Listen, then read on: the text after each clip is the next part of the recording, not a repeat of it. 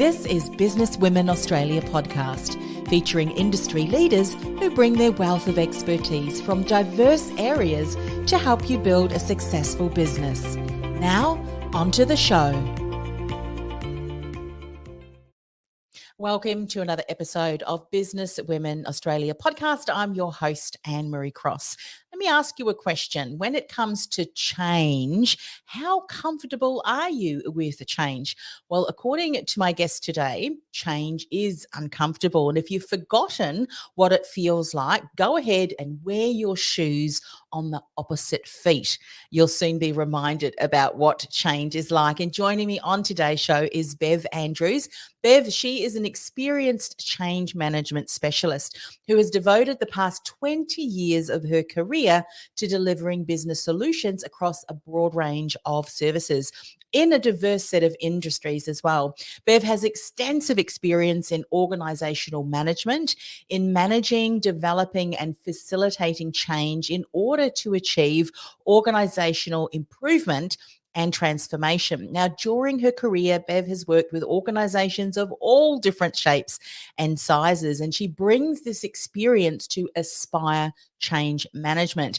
And she continues to provide the highest level of practical as well as empowering change management support, training and advice to Australian businesses. Now, on today's show, Bev is going to share information and advice for change management professionals. What do we need to know? She's going to talk about ways in dealing with tactical and business change, as well as some of the latest trends and practices in organisational change management. So welcome to the show, Bev. Thank you, Anne-Marie. Thank you for having me. One of the interesting statistics that you shared, and I want to share with people today because I think it'll really help us set the stage for today's conversation, is that 70% of change management projects fail. 70%, that's an incredibly high number. It is, and it's one that gets banded around a lot. Originally, I think the language was 70% of your projects fail because projects were being managed around schedule, budget, forecast, but actually not around what was being delivered and implemented and how it was adopted. And as we've sort of progressed a bit more, we're starting to realize, well, actually, you can deliver a product, but if no one's using it, then how can you say that it's successful? And so that's where the 70% of changes fail. It's the adoption. Yeah. It's interesting that you should say that too, because something else that you said, and I want to share with people, I think it's great context, is that the number one reason why change initiatives stick is leadership engagement, and the number one reason why they fail, the lack of leadership engagement. So when you think about what you've just shared, in that when we change the areas that we look to measure, is this successful? Has this project been successful? There could be, and I know we're going to dive deeper into this today in our conversation, there could be some great initiatives that are rolled out, but are they sticking? Are our teams and our organisations continuing to roll out those changes? And obviously it seems through the feedback that it is not. So let's have some conversations around how we may be able to change that and to have that stickability and all of that, because if the last 2 years have shown us and have thrust us into change, I don't know what other events can happen. So I think organisations around the world has constantly been in a state of flux and change, isn't it? And whether we've gone kicking and screaming through that change or done so because some people love change, let's talk about what are some of the things that we need to be mindful of when it comes to change management. Okay. Well, the first thing, I guess, that we've learned from the last couple of years is, yes, we can actually pivot very quickly as individuals, as organisations, as a human race, and we can do that in numerous ways. But certainly, the community over here in Perth, WA, became very much around keeping the state safe. So you can see that the last 2 years we can do that, but that was very much crisis management. And now what we're starting to see is, as we move into what we're calling this new normal, what does life look like post-COVID, some of those changes are sticking. And so some of the learnings that we've had over the last couple of years are very much around, well, hang on a second, it was okay before to do Monday to Friday, 9 till 5, and be on that treadmill of life.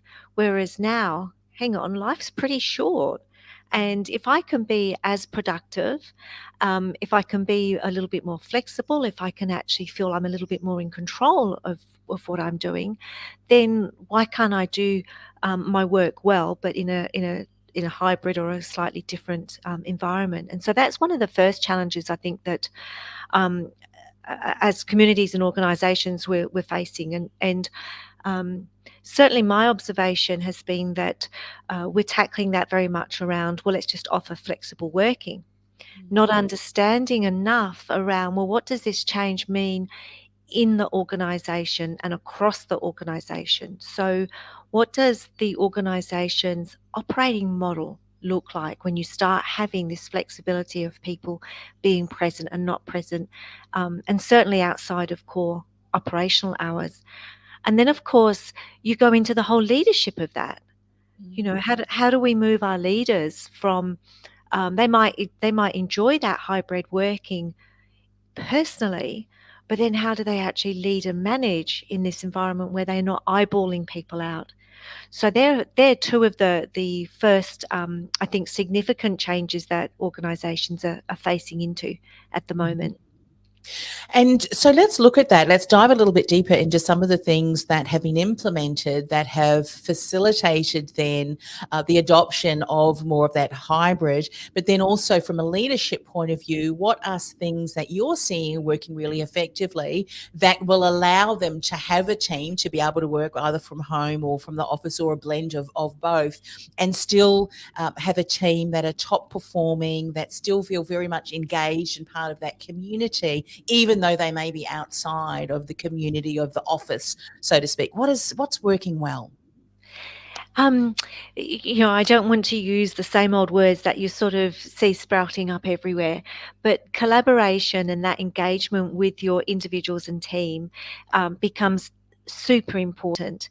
But it has to be looked at with the lens of the right balance for the individuals and for the team to actually deliver its work, and for the organisation to ensure that the organisation is still running super effectively.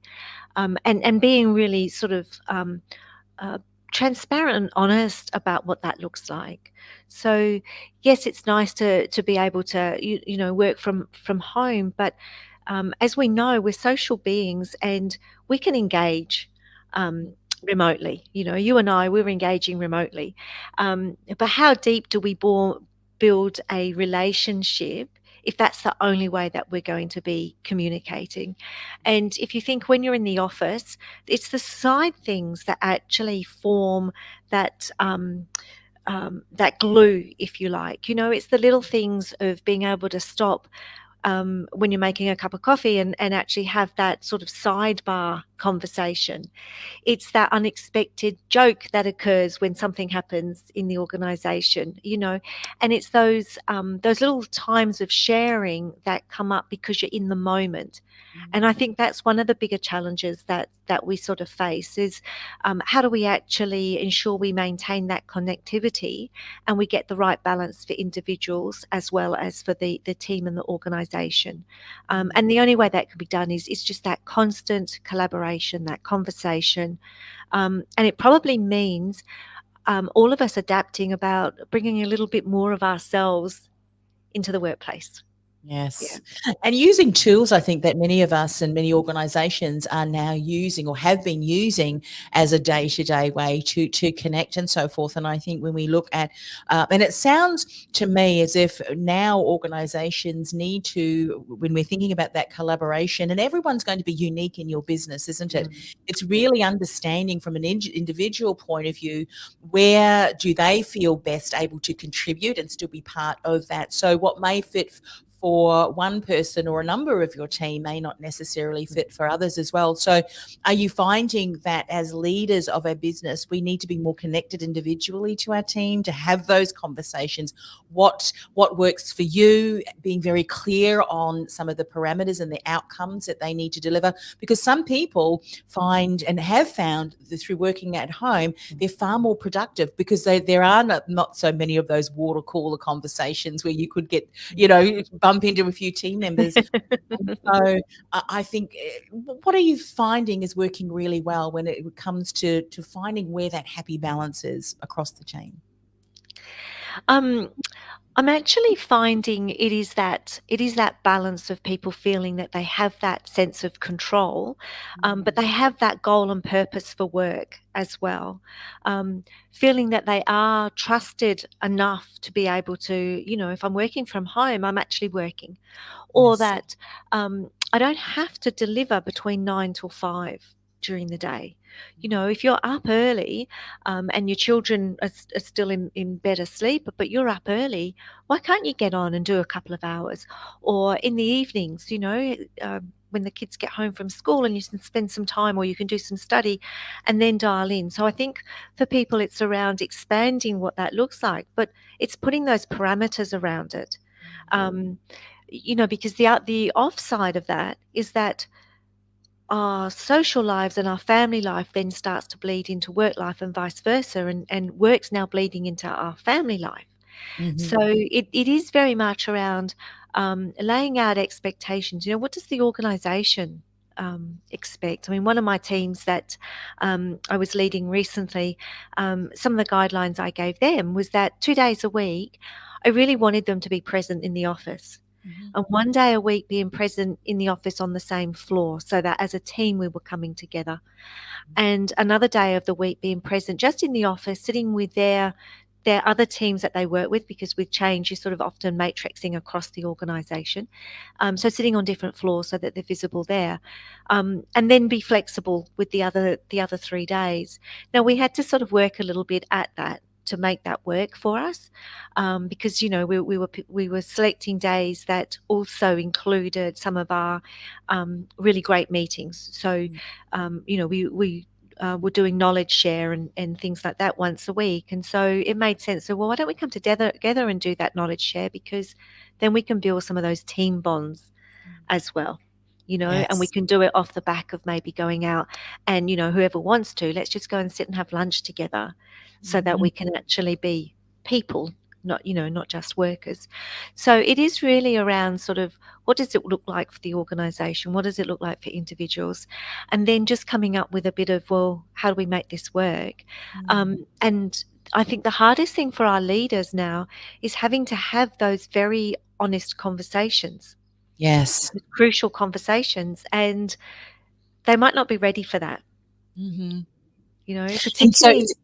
yeah, I was just going to say, so when you're saying that not ready for it, are you finding the difficult conversations coming from the team leaders, how to broach that with their team, um, or It's vice versa?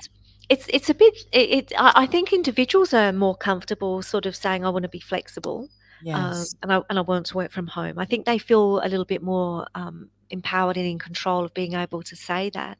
Yeah. I think it's harder for the leader to sort of go, "Well, hang on a second, how do I balance this from my perspective as a leader? And Mhm. then what guidelines am I then operating in within, organizational expectations?" And I've come across in some of the organisations where we put in these flexible policies, and Yes. they are very sort of beige. They don't really give any guidelines or any directives, and you end up with these sort of unspoken ground rules of what's expected. Mhm. So if your leaders um, are in the office 5 days a week and they're there 8 in the morning at 5 at night, they're actually displaying the behaviour of, well, that's what I really expect. Yeah. And conversely, if they are actually role modeling the behavior of, like, well, this is a really important meeting, but we're going to do it through Teams, then that sends a very loud message as well. But I think it's a bit of the support that goes around those leaders, Mhm. as to, well, what can I say is okay and what's not, and then how do I manage the fact, well, we could trial this and see how it works, but what happens if it actually works for you but doesn't work for the team? What do we do then? So how do we then balance that? So something that you sort of think on the surface is fairly straightforward starts to evolve all sorts of other complications and unintended consequences, which Yeah. is a So, facet of change management. Yeah. and what I'm hearing you saying, to get to that balance, it is that ongoing communication, isn't it? And Yeah. having that open communication that says that when we come together and we can share our ideas and what's happening, that if we do need to tweak it, if we do need to change it, that is okay too.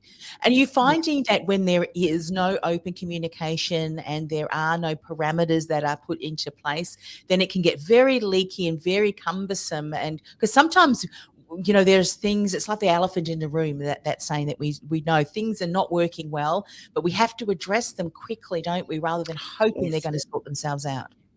Most definitely. As soon as there appears to be, and this is where things like your intuition start to come in. You know, Mm, you start to sort of get a sense, oh, this doesn't feel right, and then broaching that conversation around, well, why do you feel that things are not right, and having that conversation with people. Um, my philosophy's always been that people go into the workplace wanting to do the best they can do and have the best day that they can possibly do. They don't get out of bed in the mornings and go, "Who can I antagonize today?" There might be the odd person that you can probably come to mind and think, "Oh, I'm sure they do that." But you know, most people just they want to have a healthy, happy, comfortable life, and work is a yes. necessary part of that. So they go into work with that intent of, I'm going to try and do the best that I can. Um, so when things aren't going so well, usually as an individual, you know yourself that intuition's coming in, but broach it while it's a small thing. Yeah. Because as soon as things are allowed to sit and just boil away, then it starts to bubble and manifest with other people. Mhm. And most of us do the right thing, um, but sometimes not everybody does. Yes. And so it's just sort of like, calling that behavior out, and that's where those values become important. Mhm. We actually talk about what does that look like in action, and it's the having that vision for what this team looks like, not just doing the day to day, tactically what we need to deliver this week, but the purpose of this team. How does this team's work? What does your individual contribution look like against the strategic direction of the organisation and the goals? And by anchoring people onto that, you can see the outcomes, you can see the engagement and the collaboration. But yes, the flip side is if you think things are going pear shape and you can't put your finger on it, but something's telling you, then start having some of those little side conversations and start digging away. But it's a Yeah. very difficult time for leaders right now. Usually, usually It in was change. difficult probably beforehand. There were complexities, wasn't there, and things that they had to navigate through. But now life has kind of jumped a whole lot of other areas that people need to Oh, deal with as most well. definitely. And for leaders, traditionally, when strategic goals are being formulated at that senior table, they come together and they've got to, they swap their ideas, they take accountabilities, they work out what their performance indicators are, and whether it's cascaded down or whether it's shared and collaborated, it doesn't really matter. At the end of the day, the leaders are on the front foot with that because they've spent that time digesting what that might mean and what those Yes. changes might mean. And so as these different changes sort of start to ripple out, they're actually already through that curve of, um, of acceptance of where we're going. So even if it's unpalatable decisions that have to be made, that have some consequences, they've actually reconciled themselves to it. But as the change is then moving through the organisation, the impacted colleagues are starting to deal with it then, and the leaders have actually almost moved on to the next problem. So you start to get a little bit of a disconnect. Well, of course, with the last 2 years, we all faced it at the same time, and That's so right. our poor leaders have been coping with their own individual circumstances and then trying to adjust to this new world and trying to sort of work through, I think it's a really hard time for executives and CEOs around, well, when you're setting the strategy, well, what does it look like for the next few years? If we talk about a new normal, what does that look like? And so from a change and a change management perspective, it's never been more critical to actually have those skills under your belt, whether Absolutely. they be hard skills or soft skills. Yeah. Yeah. And also something that, when you were talking about ways in dealing with tactical and business change, one of the things that you've said is that we always need to start with the end in mind. And there's something else Mm. that you've said too constantly. And I think this, as leaders, if we keep this in mind, it can support our teams. And that is when people feel a level of control. And so then I'm assuming that it's when people feel that they don't have any sense of control that, and that may be different for everybody, isn't it? What does a Yes. sense of control look like for you? You know, that you like to be told in advance, as much as in advance, of certain changes, so that you can then change some of the timetables, versus some people are quite happy. Oh, okay, I'm happy to change that. So, and I guess as leaders, it's finding the balance, what works for my team individually and collaboratively together. But what are some of the things as team leaders that we can have and be mindful of, so that we can best support our team through change? What would that look like? Giving our team some kind of parameters or structure that they still do feel like there is some aspect of control on their part. On their part. So there's a couple of models of change that work really well. So there's a very simple model that like a lot of the traditional change models are now actually from the previous century, not just decade. Mm, And one of them is the transition model from Bridges, and it talks very much around how things are ending, and we go into this transition phase or this neutral phase, and then we go into our new beginnings phase. And human beings, we react in fairly we call it the change curve. I don't want to get technical or anything, but there are particular emotions and reactions that we have as individuals as we are faced with uncertainty. And that's what change is. It's just taking us from something that we are very comfortable doing to something that is not quite so known. And so we actually have reactions to that and responses, and we feel, and these are feelings of maybe shock and denial. They can be feelings of anger. They can be feelings of excitement. Some people actually really like living and working in a chaotic world. Most of us are creatures of habit, and this is where that comfort, getting pushed out of my comfort zone, makes me anxious. And so when you look at a simple model like that, it's around equipping the team leader to have those conversations with the team and sort of go like, well, okay, we know we're now facing into this new project, right? Or this new change is coming in, and it's at the end of the financial year, and we're going to be busy. All right. So what are some of the things that we can do now? Right. So it always ceases to amaze me that we get to the beginning of June and leaders go like, oh my goodness, it's performance review time.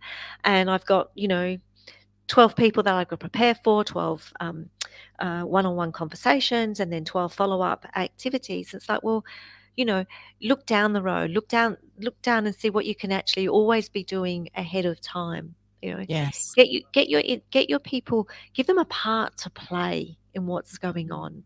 You know, um, uh, it's not that we don't like change; we don't like being changed, and I think that's one of the expressions that you hear quite a bit. So don't surprise people. Surprise is our birthday cake and champagne. That's what I tell people. That's what a surprise is. A surprise is not finding out on a Friday that something, really dramatic is happening to you on a Monday. Yes. That's not the sort of surprise people like.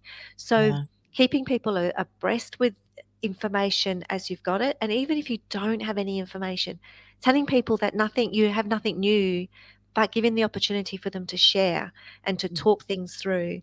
Um, but getting them to actually want to take on tasks and feel like they've got a place to play here Yes. really helps them, And I think, and I hear this all the time, that authentic leadership. But as a leader, it is actually fine to be vulnerable. Now, as long Mm, as you're not going to pieces every minute of every day in the office, that's obviously something is completely not right. But it's okay to be vulnerable, and it's okay to say, look, I don't have the answers here, but why don't we find them together? yes. Yes. Or I'm in the same position as the team. I don't know what is going to happen. But let's find out. Let's ask the questions that we don't know, and let's go and find some answers.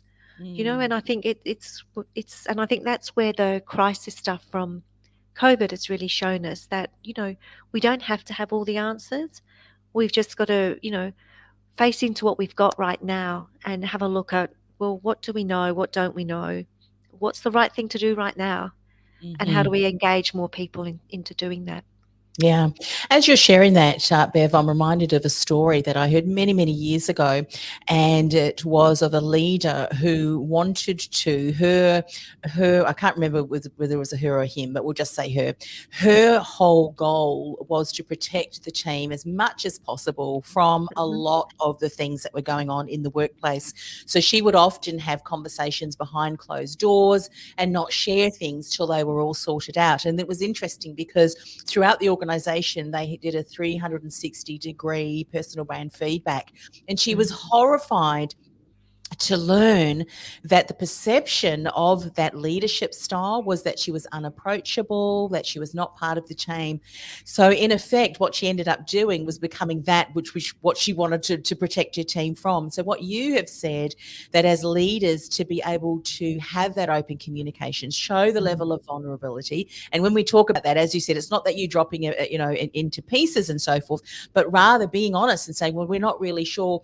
And also contribute, or inviting ownership, if you will, and contribution to the conversation, because we never know. There may be team members that once we start brainstorming, that whole bubble of brainstorm and innovating, ideas that come forth from Mm. one initial conversation can really be quite surprising, isn't it? And that's the kind of thing Yes. that I think when we get to have that inspired contribution, collaboration, that the team has contributed to that and have been able to valuably contribute, I think in and of itself is Yeah. something that adds real strength to the team too, isn't it? And they're not surprised, you know. That's right. Yeah, Yes, yeah, and yes, and I use that term with my team around. I will back them 100%. yeah, In anybody in my team, I will back them 100%. But just keep me abreast of something, because I can't back you and support you if you're walking into something, no, and you're not aware of it. Right, because you no, don't have the backstory. But if you've got the heads up, and I've had a few of those, where like, oh, before you go to that meeting, just a heads up of what's happening, because at least then you're not caught out yes, as well. But yeah, it's a very challenging time. mhm, And it's the sort of skill set right now that is really testing us. yes, I think the last couple of years, um, I think people are still um, tired. It's quite mentally mm, tiring. It feels like we're just sort of carrying this thing around.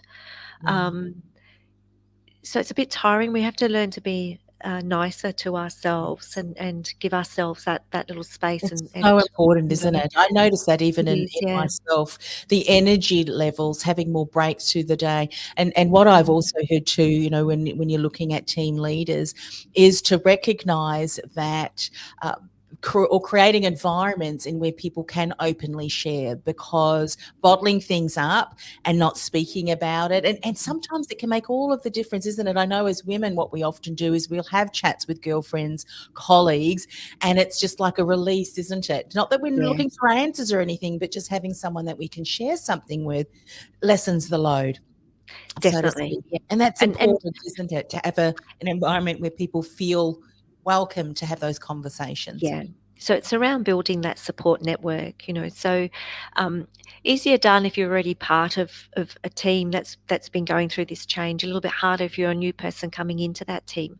Yes. But build that support network within your team, with people outside of that team, perhaps within the same organisation, or your own contacts that you've got. So it's that whole problem shared is a problem halved. And just Yes. being able to, as you say, just being able to talk it through with someone is quite often just a relief, because you then can put it into perspective around, well, actually, on that dimension of how important and how much energy should I spend on this, I probably don't need to spend as much. So building that support network, even having some mentors. There's a lot of the foundations of leadership, the foundations of change, that we sort of forget about in our haste to look at the nice new shiny ways that we can Mm, do working. And we do forget that there are some of these fundamentals. If we just go back and look at them, the fundamentals of treating people with respect, the fundamentals of actually consolidating your knowledge, consolidating some of your skills. When I do the group mentoring, I do a group mentoring session every month, and whoever wants to come comes, and we talk about what is relevant for them. But the first thing I ask people is, what are some of the achievements that people have had in the last week or the last few weeks? And it takes a little bit for time for people to sort of go like, oh, well, actually, what have I achieved? Because it's very easy as humans to come out and go, well, let me share the problems I've got. Yeah. My problem's bigger than your problem.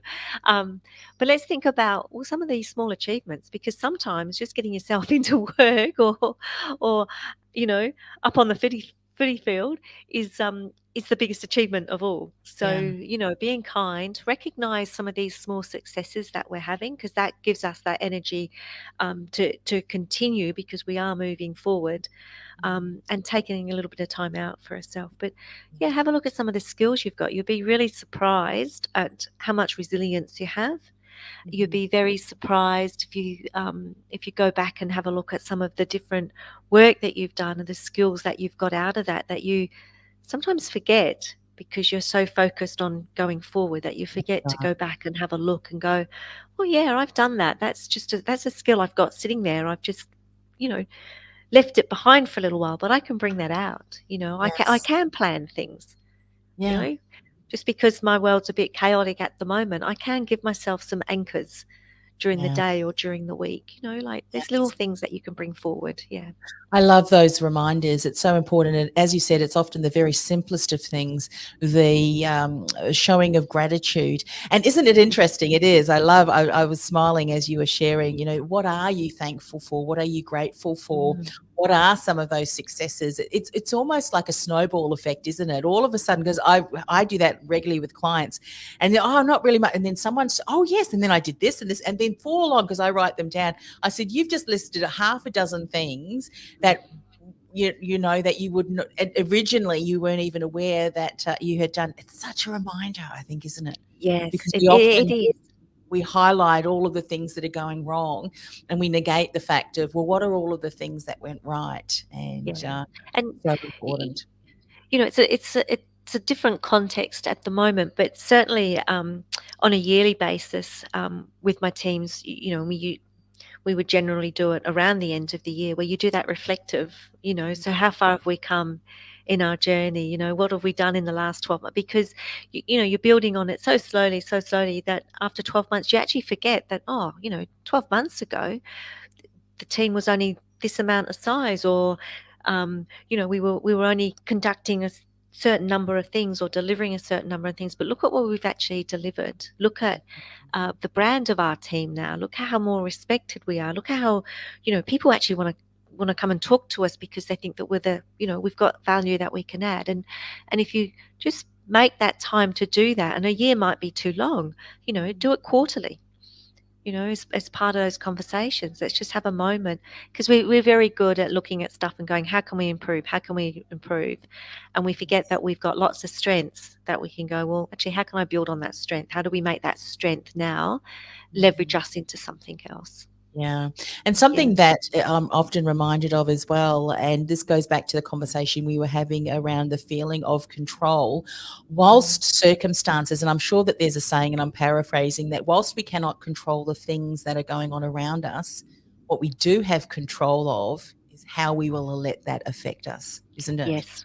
That Yes, and that starts in the inside, doesn't it? It it really does. is your mind, and it's doing all of Yeah. this, some of the beautiful things that you've reminded us of, that even though things may be changing externally and the workplace and so forth, Mm. how we approach that and allow that to impact us is very much in our control, Yes. always, isn't it? Yes. And no one Yeah. can take that away from us. I know, Bev, Yeah. we've only just scratched the conversation. We could spend many hours talking about this, and it's so relevant to today. But I know that this is an area of expertise that you and your team have. You've got so many resources that you can continue to share with others. If they want to connect with you, find out more about how they may be able to work with you and read all of the resources that you have on your website and so forth, what's the best way for them to connect with you, Bev? So through Aspire Change Management. So Yes. that's Bev at Aspire Change Management, all one word. Didn't think about that when I was actually typing that in. So aspirechangemanagement.com.au, and I'm on LinkedIn. And just reach out. One thing I would say, Anne-Marie, is we've talked a lot about that soft leadership elements. I am very strong for people to get that foundational skill. So actually, some of the theories of change, just to understand not just how I might react as an individual, so I can build my own resilience and endurance, and how I can lead my team. Sometimes just understanding that when you do something to A, this is what happens to B. And when we talk about leadership with the organisation, what type of organisation are we working in? So what's actually going to be palatable for that organisation and the leadership group? Because, you do have to find, as you work with your individuals, you need to be working at the same level with your leaders as well. So are you ahead of them? Are you behind them? Are we all sort of, singing off the same song sheet? Because it's very hard, like your genders, we have different leadership styles. So when we start talking about getting to know people and being authentic and showing emotion, that doesn't sit comfortably with groups of our leadership dynamics. So, come and learn, come and get some. We don't do as much formal learning as we used to. Come and do some learning. Come and mentor. Get yourself, your support network, and definitely more than happy for anyone to reach out for a conversation through Aspire or through LinkedIn. Fantastic. Thanks once again for coming on the show. I know that I have learned so much from listening to you share your insights, and I'm sure everyone else has as well. But connect with Bev, aspirechangemanagement.com.au for further information as well. Thanks so much, Bev. Thank you, Anne-Marie. It's lovely to be here.